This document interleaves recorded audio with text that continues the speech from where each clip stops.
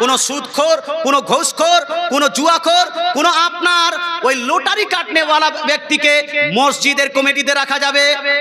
জোরে বলতে হবে, জোরে বলতে হবে। মসজিদের কমিটিকে কোনো ঘুষখোরকে রাখা যাবে না, কোনো সুদখোরকে রাখা যাবে না, কোনো আপনার লটারি কাটনেওয়ালাকে রাখা যাবে না, কোনো জুয়ার আড্ডায় বসনেওয়ালা ব্যক্তিকে মসজিদের কমিটিতে রাখা যাবে না। ইভেন যেই ব্যক্তি দাড়ি রাখবে না তাকেও মসজিদের কমিটিতে রাখা যাবে? জোর বলতে হবে, যাবে না। বলবে হুজুর যার যার দাড়ি আছে ও হিসাব জানে না। হ্যাঁ, হিসাব জানে, পরিবার চালায় না নাকি? পরিবার চালায় না তো মসজিদে কোটি টাকা যাবে, হিসাব রাখতে পারবে না। এ ভাই, মসজিদের যারা আপনার নামাজ পড়ে না তাকে আপনার মসজিদের কমিটিতে রাখা যাবে না। এটাই হলো চূড়ান্ত, এটাই হলো চূড়ান্ত। যদি আপনি বেনামাজিকে মসজিদের কমিটিতে রাখেন, যারা যারা সাপোর্ট করবে তারা তারা গুনেহগার হবে, যারা যারা একে সাপোর্ট করবে তারা তারা জাহান্নামে যাবে। বেনামাজিকে মসজিদের কমিটিতে রাখা যাবে না। মসজিদ নামাজ পড়ার জন্য বানিয়েছেন না নামাজ ছাড়ার জন্য? কোনটা কোনটা জি?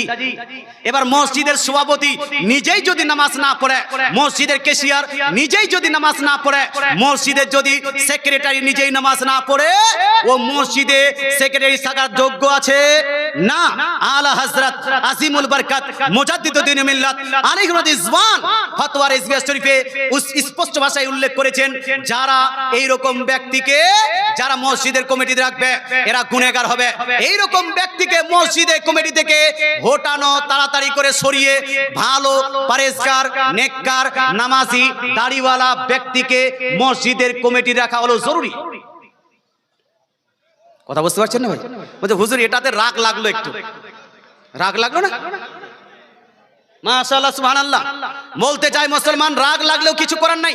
মশলা বলে গেলাম, মানলে ভালো, না মানলে আপনার হিসাব আপনি দিবেন, আর আমার হিসাব আপনি দিবেন নাকি? না, আমার হিসাব তো আমাকে দিতে হবে। রাগ লাগলো, কিছু কিছু জায়গায় সুদখোরের প্রসঙ্গে বললে সুদখোর রেগে যায়, ঘুষখোরের প্রসঙ্গে বললে ঘুষখোর রেগে যায়, তাস খেলনেওয়ালা প্রসঙ্গে বললে তাস খেলনেওয়ালা রেগে যায়। মুসলমান বলছে বেদাড়িওয়ালাকে মসজিদের কমিটিতে রাখা যাবে না, মসজিদের বেনামাজিকে মসজিদের কমিটিতে রাখা যাবে না। ও রেগে গেছে। ভাই, আমার উপর রাগ করে তো কোনো লাভ নাই। আল্লাহ তাআলার মসজিদ ঘরটা বানিয়েছি আমরা নামাজ পড়ার জন্য। নামাজি আপনার মসজিদে খিদমতগার যে হবে তাকে তো কমসে কম নামাজি হতে হবে। নামাজ না পড়লে মসজিদে কি প্রয়োজন আছে না আছে সে বুঝবে কিভাবে? নামাজ মসজিদটা কিভাবে আপনার বানাতে হবে সে বুঝবে কিভাবে? মুসল্লি কতগুলো হলো, ইমাম সাহেবকে কখন বেতন দিতে হবে, ইমাম সাহেবের খাওয়া দাওয়া কিভাবে দিতে হবে, ইমাম সাহেব কিভাবে খিদমত করতে হবে, কোথায় সপ লাগবে, কোথায় লোটা লাগবে, কোথায় এটা লাগবে ওটা লাগবে, এটা সে জানবে কি করে? এই জন্য ভাই আপনাকে রাগ করার দরকার নাই। আর যদি রাগ খুবই লাগে তাহলে রাগ করে নেন, কোনো সমস্যা নাই। রাগ করে বলেন আজ থেকে মসজিদের কমিটিতে ছাড়বো না, তবে আমি আজ থেকে রাগ করে দাড়ি ছেড়েই দিলাম। জোরে বলেন সুবহানাল্লাহ। আজ থেকে রাগ করে দাড়ি ছেড়ে দিলাম, আর দাড়ি কাটবো না। আজ থেকে রাগ করে আমি নামাজ পড়া শুরু করে দিলাম। জোরে বলেন সুবহানাল্লাহ। আমাকে আচ্ছা, আমি আমার তরফ থেকে মসজিদে দিয়ে দিলাম। মাশাআল্লাহ, সুবহানাল্লাহ।